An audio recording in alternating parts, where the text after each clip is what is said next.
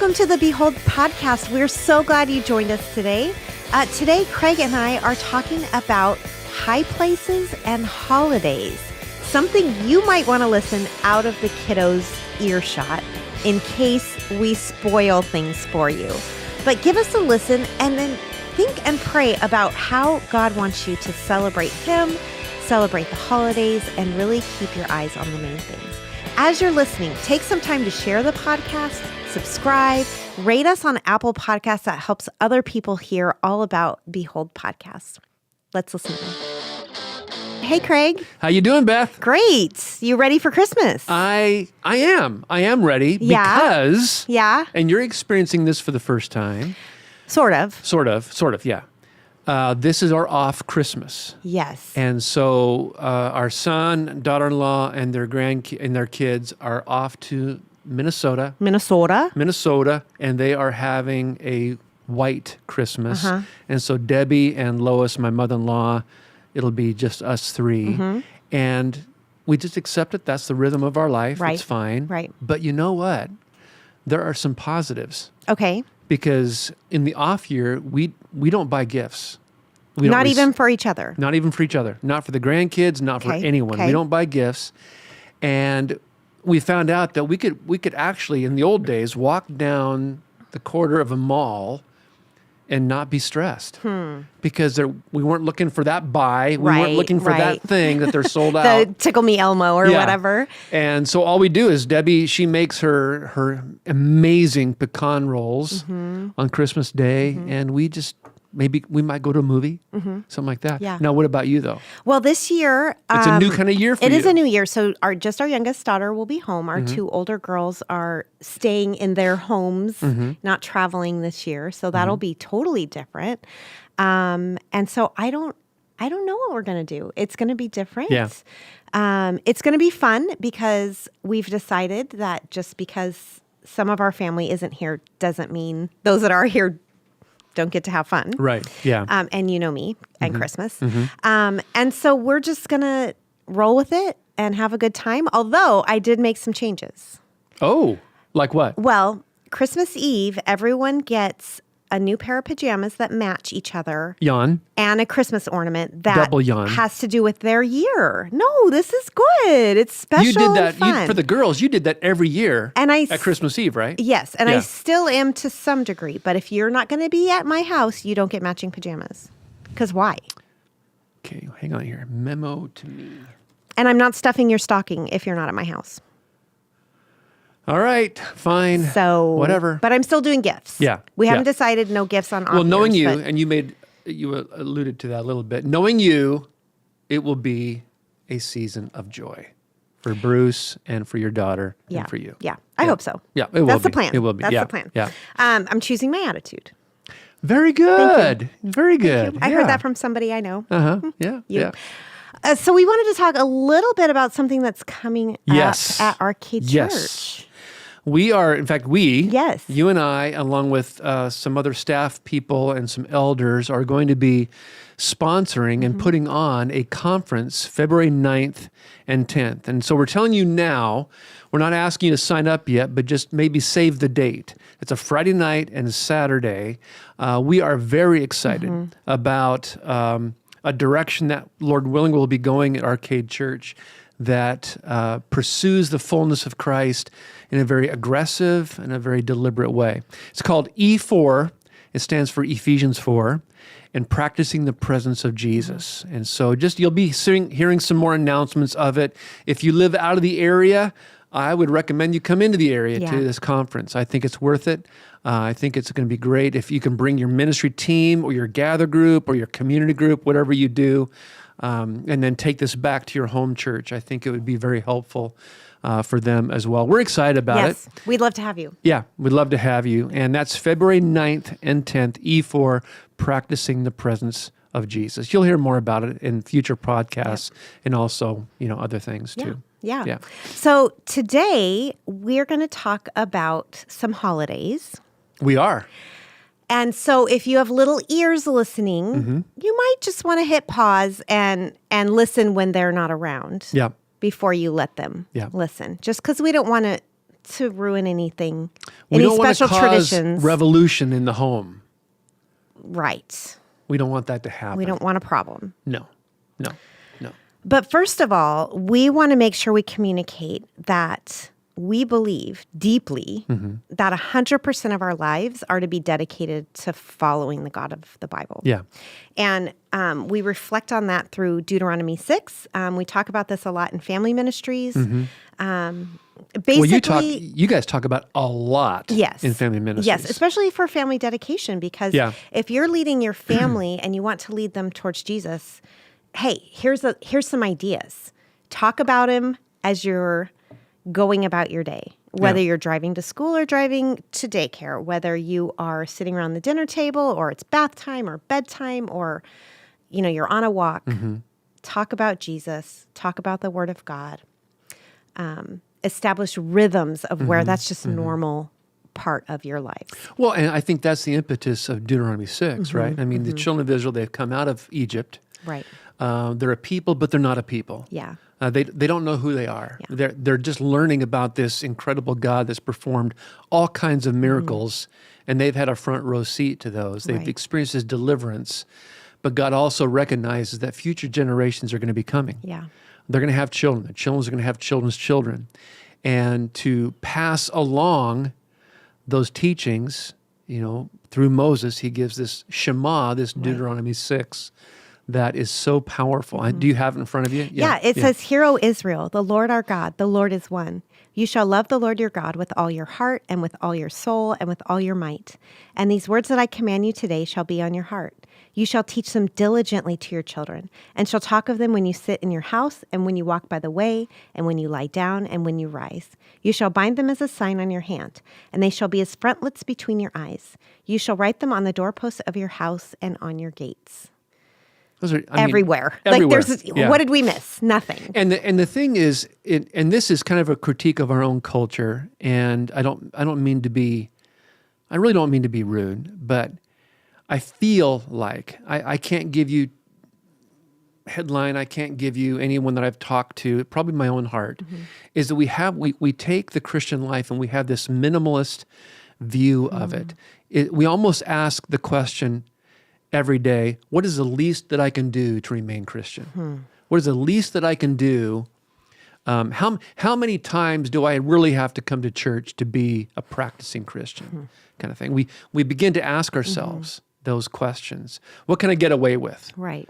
Which I think is a problem. And I think that's one of the reasons why Jesus basically says the same thing in the Gospels, in Matthew and Mark, certainly, when he is talking and one of the scribes asks, hey, what if I could boil it down, what's the least that I could do? What's the least commandment that I can follow? So this isn't a new question that we're asking now. But he recites the Shema. He recites that, and Jesus says, bingo, you've got it. And then in Matthew, Jesus is talking about, you want to boil the commandment down to 2? Yeah, love God, love your neighbor. Yeah. That's it. And it's not 75% of the time, it's 100% of the time we're to live that way. And I know our listeners, you believe that. I hope if you don't come to Arcade, I hope that your church believes that and professes that. But I think sometimes we find ways to skate around it. Yeah. And that's what we've got to be careful. And that's why the topic today, we're just coming off of some heavy topics like politics and prophecy, abuse, which have been great episodes for us. We've really enjoyed them. But those are kind of heavy. Today is not as heavy. Right. And so a little bit of, it's not heaven and hell issues. Right. But that doesn't mean we minimize it. Right. And you and I disagree on this. To some degree. Yeah. To a point. Yeah. Because I love Jesus far more than you do. That's actually probably true. Oh, rats. I was going to open it. But the place I want to begin is in the Old Testament. When you read 1st and 2nd Kings, and probably most people don't do that unless they're on a trajectory of reading the Bible through a year. Right. I know a lot of people, I know you do, I do, a lot of people that's part of their routine throughout life is to read through the Bible in a year.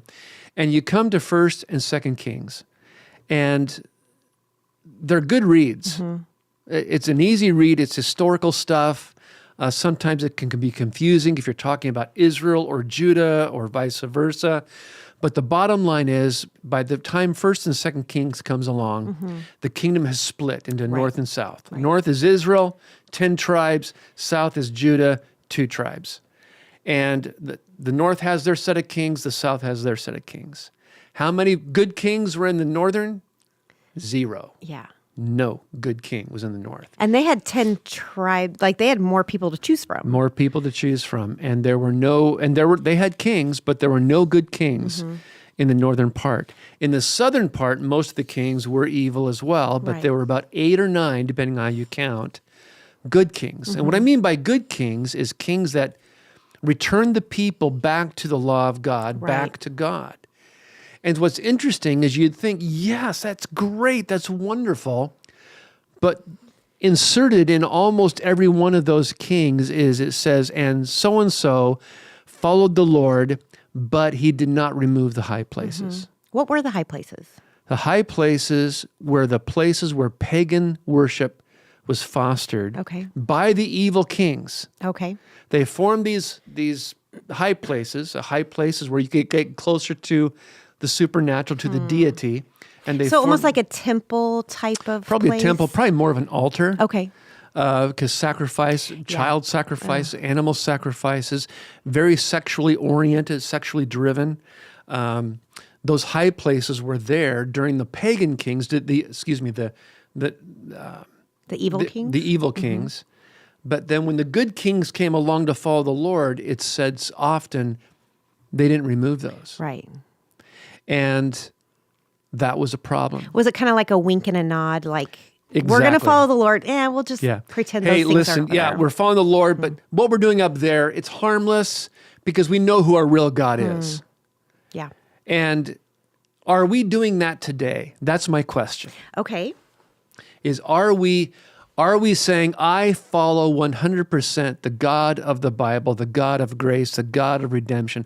I'm following him wholeheartedly, but yet in how we observe our holidays, are we relinquishing the high places? That's something to kind of mull and think about. It is. And honestly pray about. Yeah. Right. It is. Yeah. So we're going to talk about 3 holidays. Yep. We're going to start with one people are probably, I know what they're going to talk about. And you're probably right. We're going to start with Halloween. Halloween, yeah. Which we just had. Satan's birthday. That's what we grew up calling it too. I know.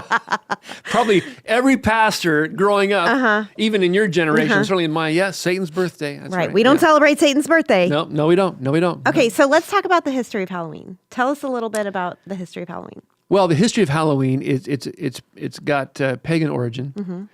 All kinds of traditions have labeled with it. It probably comes from the Celtic culture. It's as far back as they can go. Right. With that, Gregory III, who was a pope back in the early days, he called November 1st All Saints' Day, and so October 31st was All Hallows' Eve.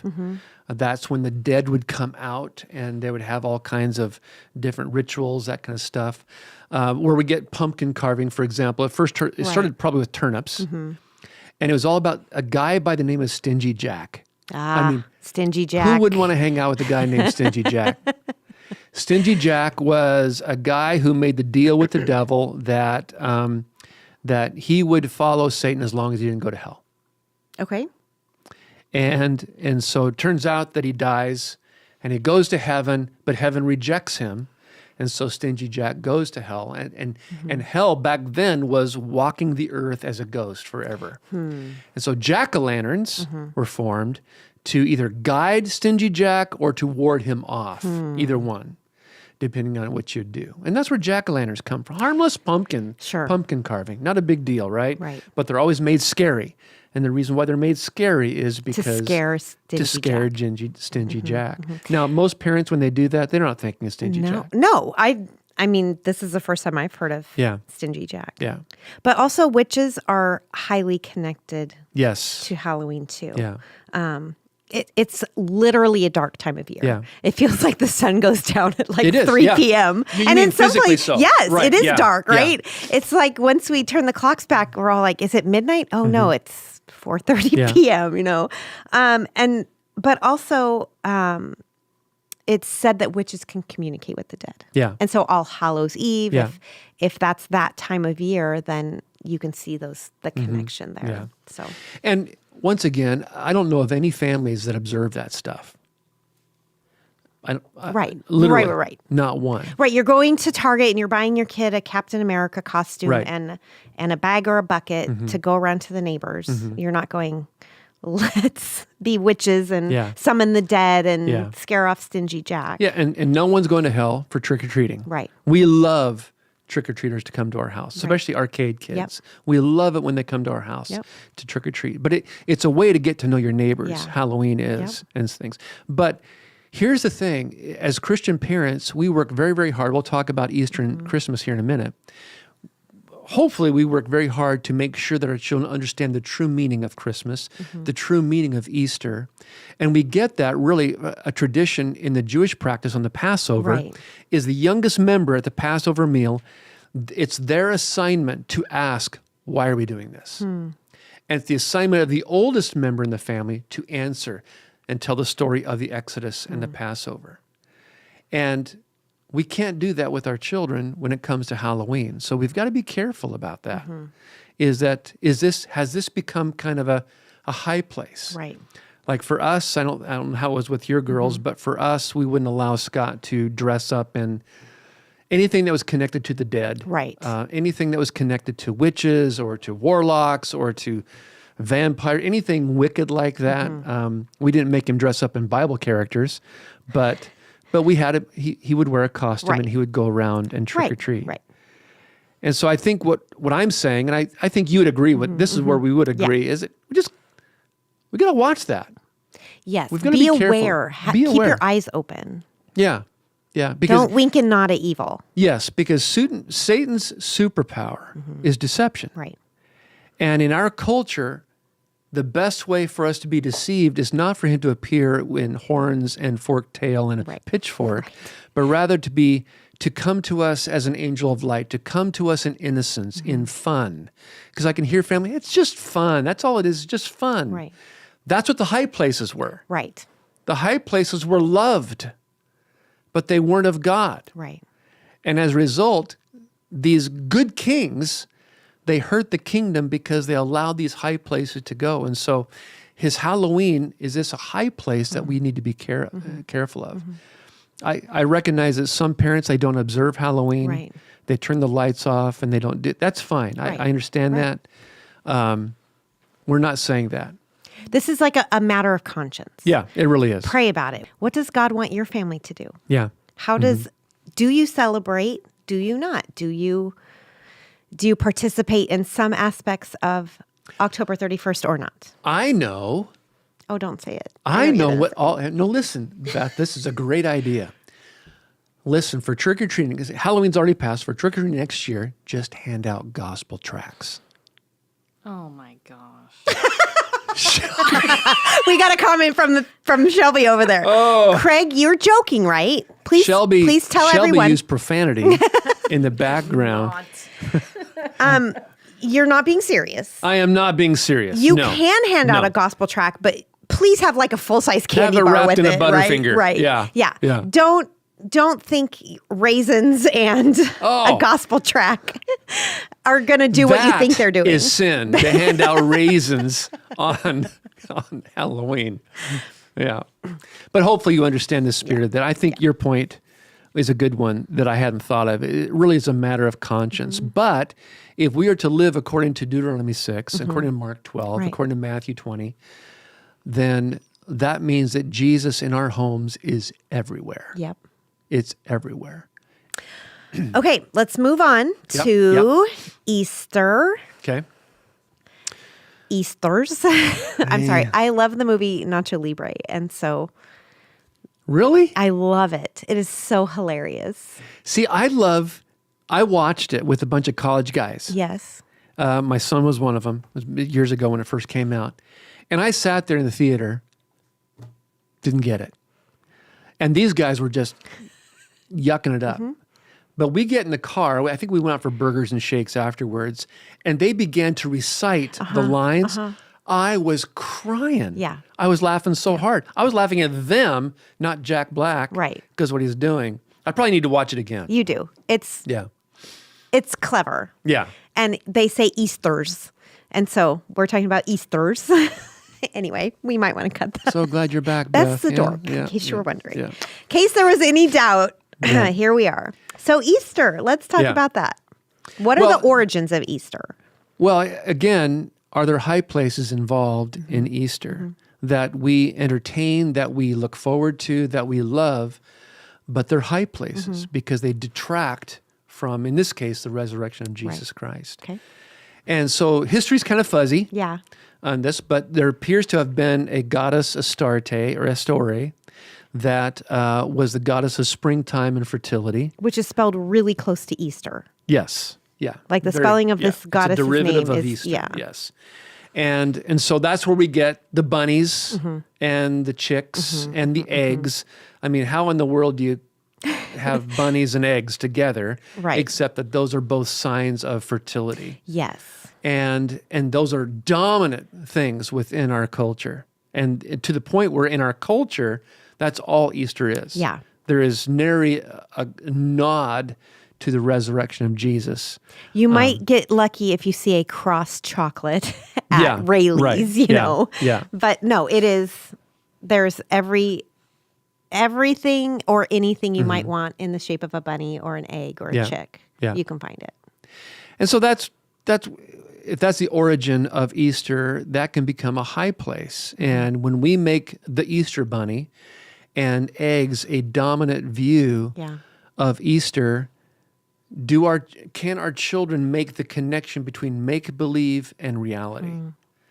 Because you've got Jesus, the resurrection, that they cannot see, Right. but you have an Easter bunny and eggs that they can see.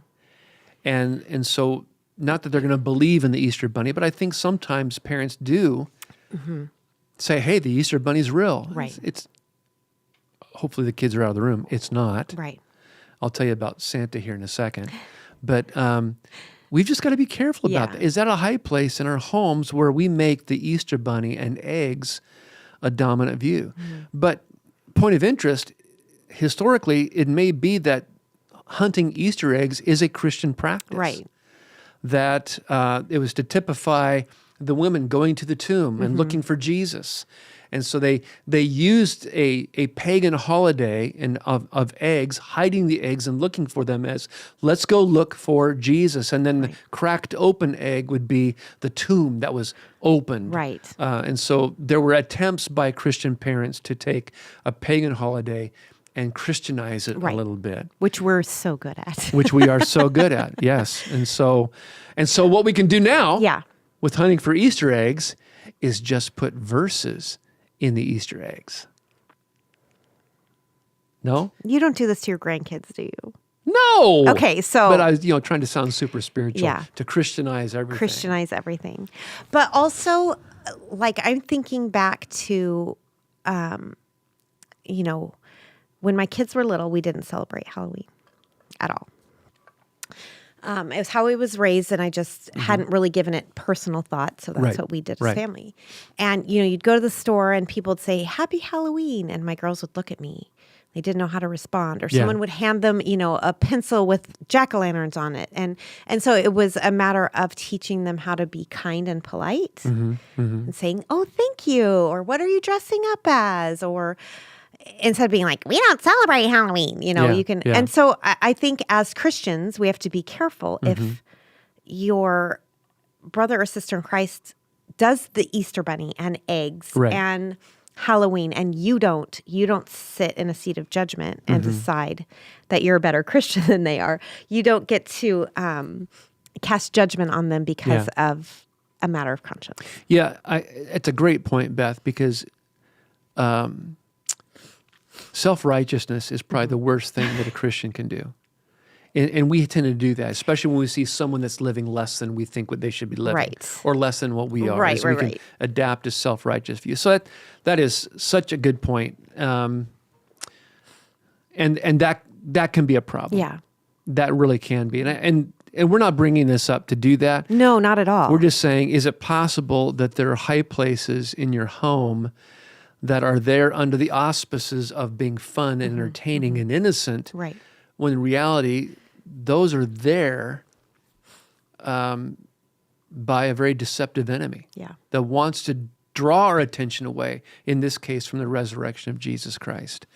So we just got to be careful of that. Right. There's deception of high places, and then there's deception of self-elevation of I'm better than you Virtue because signaling. I do or don't. We don't do that. Right. Yeah. Right. We got to be careful. Absolutely. No, That's good wisdom. That's good to think about, because it is easy to make those judgments on other believers. Mm-hmm. Yes, it is. I'm real good at it. I've noticed that. Thanks, Greg. You were waiting for me. Oh, me too. No, not me. Just you. Just you. I'm a better Christian than you. All right, now that you love Jesus more than me, okay. Well, let's talk about the most wonderful time of the year, Christmas. Super Bowl. Oh, Christmas. Yeah. Oh, Super Bowl. The Niners going to be in the. Anyway, we won't get off on that. No, not yet. Yeah, Christmas. Is that your wish from Santa? That's my wish. That the Niners make it to the playoffs? Thank you for that. It's a great segue. Thank you. Speaking of Santa, tell us about Santa, Craig. Santa, oh my goodness. Santa Claus is, I think, probably one of the greatest high places. Mm-hmm. And I hate to even talk about this sometimes, just because it sounds like what you just said. It sounds self-righteous to do this.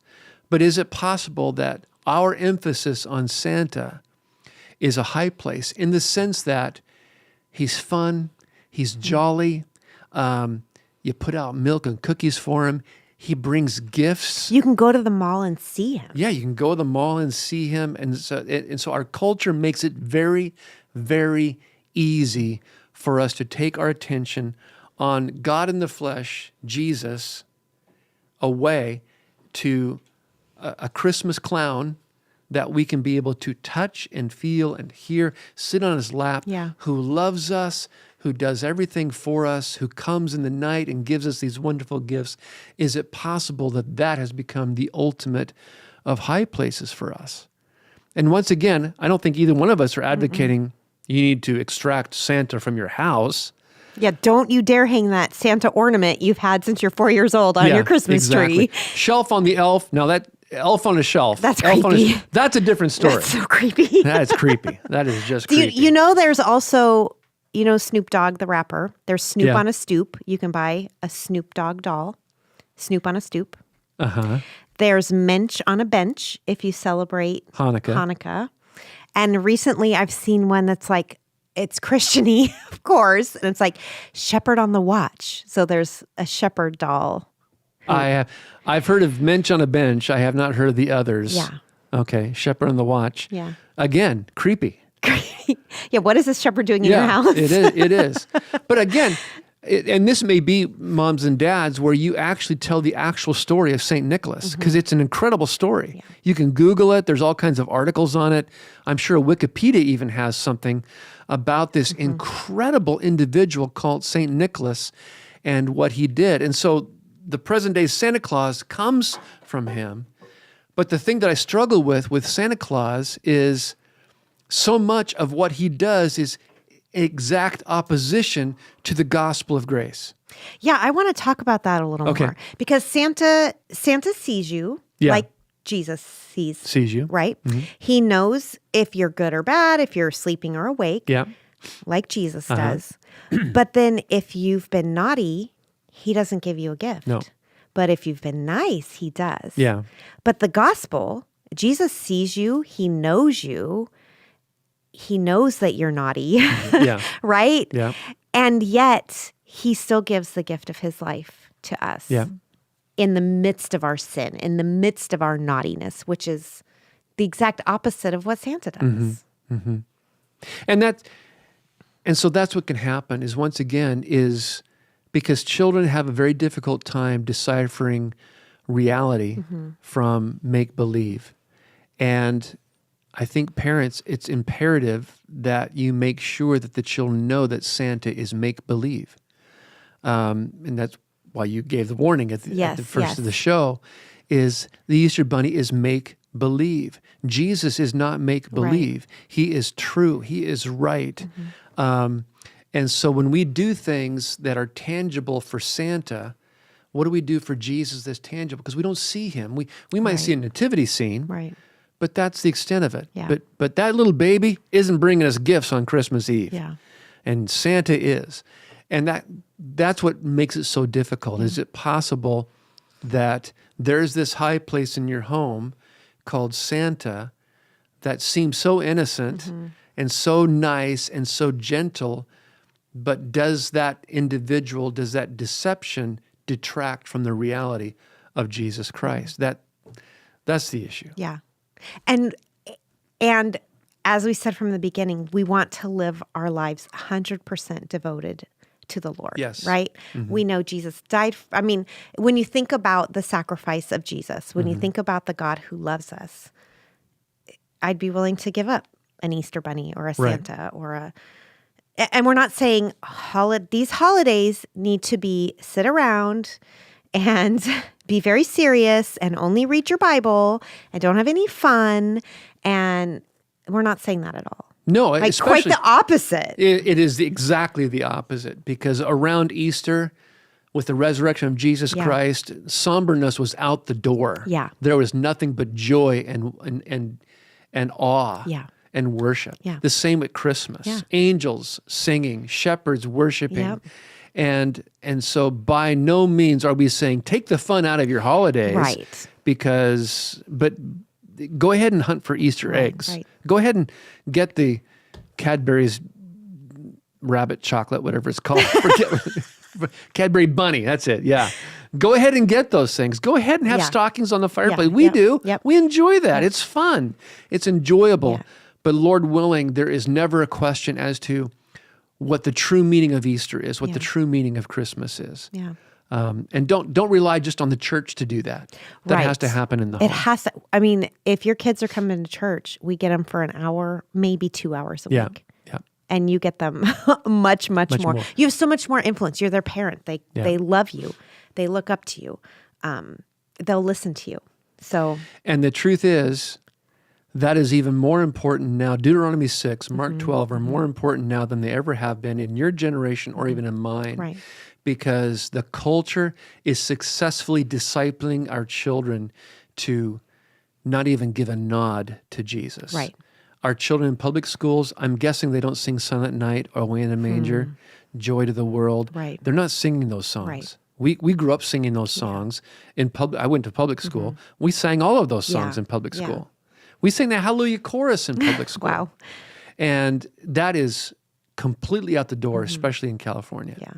And so we've got to be very, very careful to make sure that our children are discipled to observe Jesus and to love Jesus. Make it fun.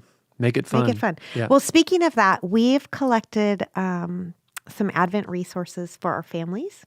Oh, great. If you go to arcadechurch.com and then click on Family Ministries, you'll find them there. And there's everything from like stuff for little preschoolers and then stuff you could use just as a family, even if you have high schoolers. So ways to spend a little bit of every day in December focusing on Jesus. Now, Shelby, when is this going to drop, this show? Oh, the 20th. Okay. Well, you have 5 days left You got 5 to days. find some Advent resources. But yeah, here's the thing is you got 5 days. Yeah. The bad news is you got 5 days. The good news is you got 5 days. And so use those 5 days not to get rid of all these other things, but rather to bring Jesus and make him a dominant presence within the home. I think can be of great value that you can be able to do. Yeah. So what should adults do? What should parents do, or grandparents, or aunts and uncles? How do we think about not just these holidays as high places, but maybe we're talking about high places and something popped into your head that, oh, that's a high place for me. What do we do about that? Well, I can tell you what we did. Okay. Is we told the truth. Yeah. That the Easter Bunny is not real. Yeah. It's fun. It's not real. Santa is not real. Right. We would even give gifts from Santa knowing that our son knew that he wasn't real. Right. He wasn't real. I think that we tell our children the truth. Yeah.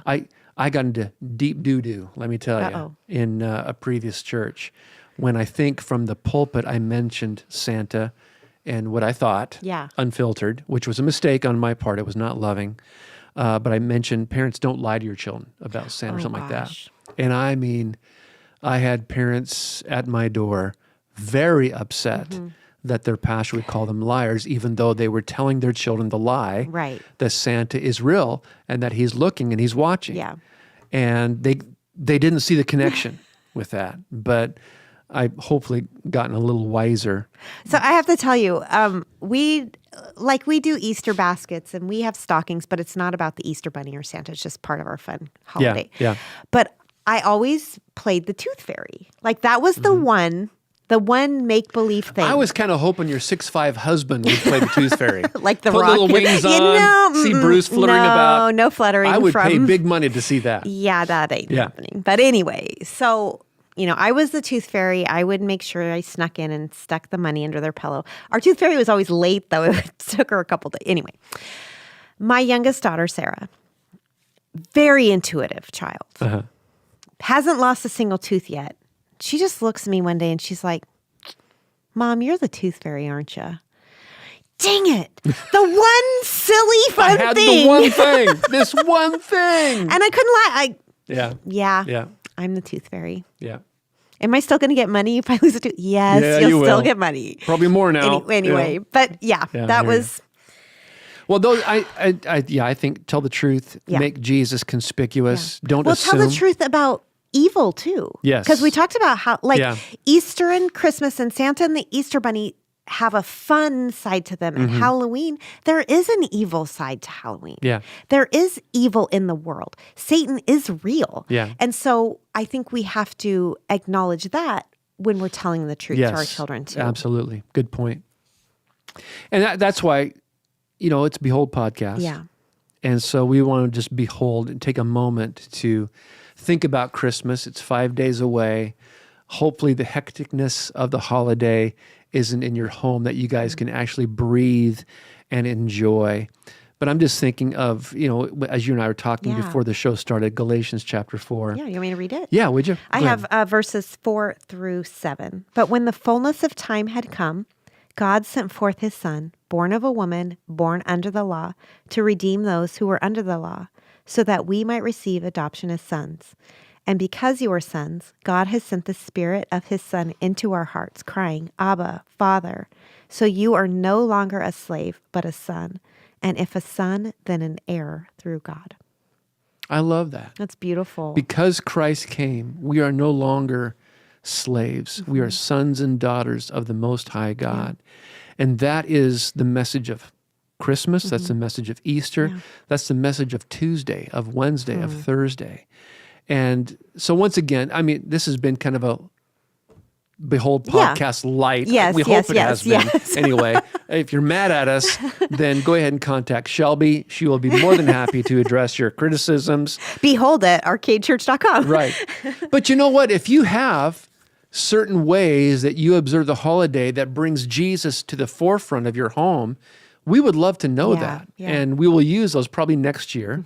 We will use those ideas to share with people, because there are all kinds of different ways to be able to enjoy the holidays and at the same time worship and elevate and live within the Spirit of Christ in a way that is conducive to disciple making, to growing in Christ. So we hope that happens. Yeah, well, thanks for listening and living. Thanks for listening. Thanks for living. Thanks for breathing, audience. Appreciate it. We're so glad you joined us. Merry Christmas. Happy Merry New Christmas. Year. We hope the joy of Jesus fills your hearts and homes in the coming days ahead.